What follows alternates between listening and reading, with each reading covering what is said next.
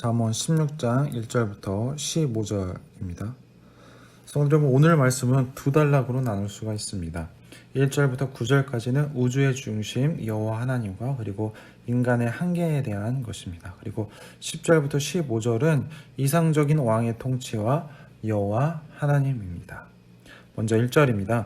마음의 경영은 사람에게 있어도 말의 응답은 여호와께로부터 나오느니라. 인간의 활동과 인격의 총체성을 압축하여 표현하는 몸의 기관이 마음과 입입니다. 마음의 계획은 사람에게 속했으나 말의 응답은 여호와로부터입니다. 마음의 계획과 말의 응답과 사람과 여호와가 평행하고 있습니다. 마음에서 심사숙고한 계획이나 조정안을 마련하는 것은 사람이 합니다. 그러나 그 응답, 곧 해결책은 여호와께로부터 나옵니다. 이것은 사람의 계획과 여호와의 주권적인 응답 사이의 관계를 말하며 인간의 통제를 뛰어넘어 일하시는 하나님의 주권을 강조하고 있습니다. 계속해서 2절입니다. 사람의 행위가 자기 보기에는 모두 깨끗하여도 여호와는 심령을 감찰하시느니라. 이어지는 교훈은 행위의 동기를 점검하게 합니다. 각 사람의 모든 길은 자기 눈에는 깨끗하지만 여호와가 심령을 판단하십니다. 여호와가 사람의 숨쉬는 것부터 마음과 정신은 물론 지성과 사고 방식까지 살피시는 분임을 교훈하고 있습니다. 또한 이것은 스스로 순수하다라는 자기 평가와 자기 합리화를 경계합니다. 곧바로 여호와만 전적으로 의지하라고 권면합니다. 3절인데요. 너의 행사를 여호와께 맡기라. 그리하면 내가 경영한 것이 이루어지리라. 여호와께 맡김이 곧 모든 일을 성취하는 원동력인 것입니다. 여호와는 모든 것을 그의 목적을 위해 만드셨습니다. 4절인데요. 여호와께서 온갖 것을 그 쓰임에 적당하게 지으셨나니 악인도 악한 날에 적당하게 하셨느니라. 여호와는 모든 것을 만드셨고 실행하셨고 위임하셨습니다. 또한 지금도 여전히 일하고 계십니다. 따라서 악인조차 재앙의 날을 위해 존재하는 것입니다. 재앙의 날은 주로 하나님의 심판의 날을 가리킵니다. 따라서 악인의 심판이 연기된 듯 보여도 마지막 심판의 날에 하나님의 정의에 따라 악인은 죄값을 치르게 될 것입니다. 계속해서 5절 보도록 하겠습니다. 무릇 마음이 교만한 자를 여호와께서 미워하시나니 피차 손을 잡을지라도 벌을 면하지 못하리라. 여호와는 마음의 교만을 지독히 싫어하십니다. 여기서 교만을 뜻하는 히브리어는 높은 산을 표현할 때 쓰는 단어입니다. 여호와는 마음이 높아진 사람을 싫어하시기에 교만한 자는 반드시 심판을 면치 못할 것입니다. 계속해서 6절 보도록 하겠습니다. 인자와 진리를 인하여 죄악이 속하게 되고 여호와를 경외함으로 말미암아 악에서 떠나게 되느니라. 인자와 진리를 통해 죄가 속함을 받으며 여호와 경외를 통해 악에서 떠납니다. 인자와 진리는 하나님의 언약적인 성품을 가장 압축적으로 표현한 말입니다. 이 시행의 평행 관계에서 여호와를 경외하는 것과 하나님의 참는 사랑과 신실함, 즉 인자와 진리가 동의적인 개념으로 등장하고 있습니다. 하나님을 두려워하는 사람에게 나타나는 삶의 태도가 인자와 진리여야 한다는 뜻입니다. 이러한 태도와 삶이야말로 죄를 용서받고 악을 떠나는 방법이라고 말하고 있습니다. 따라서 사람의 행위가 여호와를 기쁘시게 하고 또한 그 사람의 원수들과도 평화롭게 지내게 하실 것입니다. 7절인데요. 사람의 행위가 여호와를 기쁘시게 하면 그 사람의 원수라도 그와 더불어 화목하게 하시느니라. 여기서 사람의 행위를 직역하면 사람의 길입니다. 길은 곧 살아가는 방식입니다. 여기서 화목하게 하다는 이 사역동사인데 그가 화목하게 만들다이며 그 주체는 여호와 하나님입니다. 화목하게 되는 것은 분쟁을 그치고 평화롭게 지내는 것을 말합니다. 하나님이 어떤 방식으로 회복시키는지는 우리는 알 수 없지만 부족함이 없는 완벽한 평화, 오직 여호와 하나님만이 주실 수 있습니다. 내적인 평안은 물론 원수의 위협까지 해결해 주십니다. 계속해서 8절 보도록 하겠습니다. 적은 소득이 공의를 겸하면 많은 소득이 불의를 겸한 것보다 나으니라. 8절은 적은 소득과 많은 소득 사이에서 올바른 선택을 하는 것의 가치를 조언하고 있습니다. 공정하지 않은 많은 소득보다 정의로운 적은 소득이 더 좋다는 것입니다. 고대인들도 소득에 따른 공의와 정의의 문제로 고심을 했습니다. 불이한 많은 소득을 선택할 것인가 아니면 적지만 공의와 함께 하는 소득을 선택할 것인가. 많고 적음과 정의와 불의 사이에서 선택은 각자의 몫인 것입니다. 하지만 불이한 재산은 오래 지속되지 않습니다. 계속해서 9절 보도록 하겠습니다. 사람이 마음으로 자기 길을 계획할지라도 그의 걸음을 인도하신 이는 여호와시니라. 9절의 교훈은 1절을 떠오르게 합니다. 마음의 계획과 여호와의 결정을 반복하고 있습니다. 1절과 9절에서 마음과 이 여호와로 연결이 돼서 사람의 자유로운 선택과 여호와의 주권에 대한 이 신학적인 주제를 계속해서 강조하고 있습니다. 사람의 마음이 자기의 길을 계획하지만 여호와가 그의 발걸음을 견고하게 하십니다. 이 히브리어 본문으로 보면 사람이 아니라 사람의 마음이 계획한다고 표현을 합니다. 이것은 의사결정기관인 마음의 중요성을 강조합니다. 그럼에도 사람의 발걸음을 준비하고 실행하고 견고하게 하시는 분은 여호와 하나님이십니다. 여호와 하나님만이 삶의 크고 작은 문제와 또한 즉각적이고 영원한 문제의 주권자가 되십니다.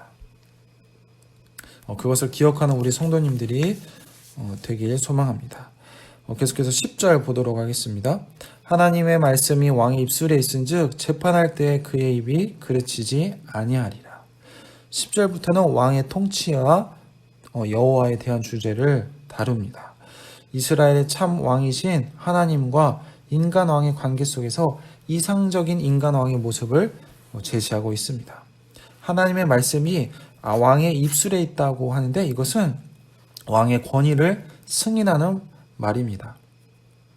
이때 하나님의 말씀으로 번역된 이 캐셈이라는 단어는 제비뽑기에 의한 결과 또는 애언이나 조짐을 가리키는 단어입니다. 본문에서의 이 캐셈은 신성한 제비뽑기로서 이 결정이라는 뜻을 갖고 있습니다. 왜냐하면 이 시행의 그 평행관계를 뒷받침하듯 재판할 때 그의 입이 부정하게 행하지 않는다고 말하기 때문입니다. 계속해서 11절을 보도록 하겠습니다. 공평한 저울과 접시 저울은 여호와의 것이요 주머니 속의 저울추도 다 그가 지으신 것이니라. 이 공평한 저울과 저울추는 여호와의 것이고 주머니 속의 저울추 제작도 여호와께 속한 것입니다. 고대 사회에서 저울추는 왕이 이 규격으로 정한 돌을 가리킵니다. 이는 사람을 속이지 않는 공평한 상거래를 가능케 합니다. 저울추를 속이는 것은 돌을 제작하신 창조주 하나님을 속이는 것입니다. 경제의 정의가 여호와 하나님께 속했음을 선언하는 가르침입니다. 또한 왕들은 악을 행하는 것을 미워해야 합니다. 12절인데요. 악을 행하는 것은 왕들이 미워할 바니 이는 그 보좌가 공의로 말미암아 굳게 섬이니라. 악을 미워하는 이유는 그 보좌가 공의로 굳게 서기 때문입니다. 이스라엘의 왕들은 하나님의 승인을 받은 땅의 통치자이며 여호와 하나님의 대리자로서 악을 미워해야 합니다. 이 왕들의 미워함은 여호와의 미워함처럼 왕이 악을 지독히 싫어해야 함을 뜻하고 있습니다. 왕의 보좌를 튼튼히 떠받치는 것은 다른 게 아니라 바로 정의로움입니다. 유다 왕국에서 왕은 정의의 대행자이며 하늘의 왕이신 여호와 하나님을 모방하는 것이 가장 근원적인 원칙 중에 하나로 여겨야 한다는 것입니다. 이것은 인간 왕들의 종속적인 지위를 인정하고 의로운 통치로 권위를 갖는다는 뜻입니다. 계속해서 14절 보도록 하겠습니다. 왕의 진노는 죽음의 사자들과 같아도 지혜로운 사람은 그것을 쉬게 하리라. 14절은 왕의 진노와 이것을 달래주는 지혜로운 사람과의 관계를 묘사하고 있습니다. 왕의 진노를 지금 죽음의 사자로 비유하고 있습니다. 지혜로운 사람이 그 진노를 가라앉힙니다. 왕의 분노를 진정시키는 지혜로운 사람을 왕보다 탁월한 사람으로 제시하고 있습니다. 구약시대 왕들은 예언자들을 죽이려고 사자를 보내기도 했고요. 그리고 무죄한 제사장들을 사륙하기도 했습니다. 따라서 죽음을 부르는 이 왕의 파괴력을 잠재우는 이 지혜로운 사람은 칭찬받아 마땅한 것입니다. 마지막으로 15절입니다. 왕의 희생은 생명을 뜻하나니 그의 은택이 늦은 비를 내리는 구름과 같으니라. 마지막으로 왕의 얼굴빛에는 생명이 있으니 그의 은택은 늦은 비를 내리는 구름과 같다고 말하고 있습니다. 왕의 얼굴빛이 생명의 기운과 활기로 충만한 것을 묘사하고 있습니다. 이것은 고대 근동에서 왕이 태양처럼 불렸던 것을 배경으로 하고 있습니다. 이 왕의 은택이 3월과 4월에 내려 곡물을 자라게 하는 늦은 비처럼 온화하고 생명으로 충만합니다.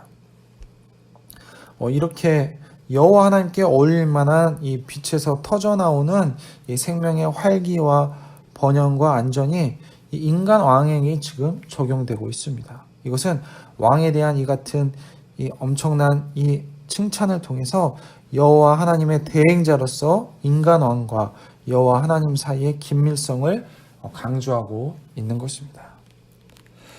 성도 여러분, 오늘 말씀을 통해서 우리가 우리의 일을 계획할 때 하나님께서 개입하시도록 우리의 마음 문을 열어놓는다고 우리는 말을 하곤 합니다. 이 말은 하나님의 주 되심을 인정하라는 뜻입니다.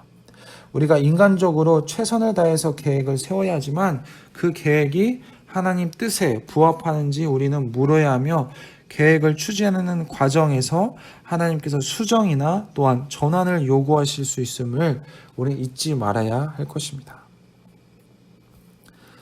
우리는 종종 계획을 설정할 때는 그것이 사람에게 있고 그리고 그 일을 성취하는 분은 하나님이라고 이해를 합니다. 그러니까 사람이 계획하고 하나님께서 성취한다고 생각을 합니다. 하지만 오늘 본문에서 하나님께서는 계획 초기부터 완수 시점까지 개입하시기를 원하십니다. 하나님께서 개입하시는 계획이기 때문에 우리는 최선을 다해서 계획할 때부터 최선을 다해서 계획을 세워야 합니다. 하나님이 우리 삶의 주권자가 되게 해야 한다는 것입니다.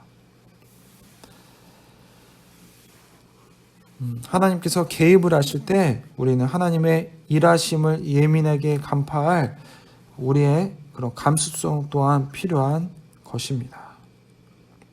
왜냐하면 하나님께서 일하실 때 우리의 동기, 우리 의도가 중요하기 때문입니다.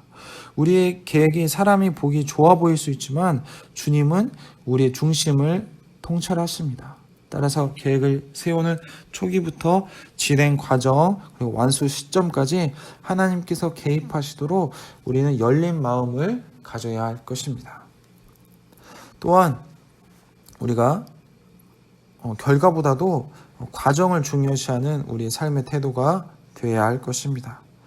좋은 결과를 얻는 일이 우리 삶에서 무척 중요합니다. 하지만 그 일을 이루기까지의 과정도 그만큼 중요합니다. 계획을 추진하면서 생길 수 있는 우리 마음의 교만함과 강한 자기주장을 하나님께서는 싫어하실 뿐만 아니라 공동체에도 불화를 초래할 수 있습니다. 하나님께서 일의 모든 과정을 주도하도록 그 걸음을 한 걸음 한 걸음을 인도하도록 우리 삶을 맡겨야 할 것입니다. 그렇게 살아가는 우리 모든 성도님들이 되길 소망합니다. 그럼 기도하도록 하겠습니다. 하나님 감사합니다. 우리의 계획을 우리가 세운다고 할지라도 하나님께서 그것을 인도하신다고 하였습니다. 하나님, 우리가 계획을 세울 때부터 우리의 욕심대로 우리의 뜻대로 세우는 것이 아니라 계획을 세울 때부터 하나님의 뜻대로 계획을 세울 수 있도록 도와주시옵소서. 또한 우리가 원하는 결과가 나오지 않을지라도 그 과정을 중요하게 생각해서 공의와 정의로 하나님 삶을 살 수 있도록 도와주시옵소서. 모든 것을 하나님께 맡기고 사는 우리 모든 성도님들이 돼서 나와 그리고 타인도 행복하게 하고 하나님께 영광 돌리는 삶을 살 수 있도록 하나님 인도하여 주시옵소서. 감사드리며 예수님 이름으로 기도했습니다. 아멘.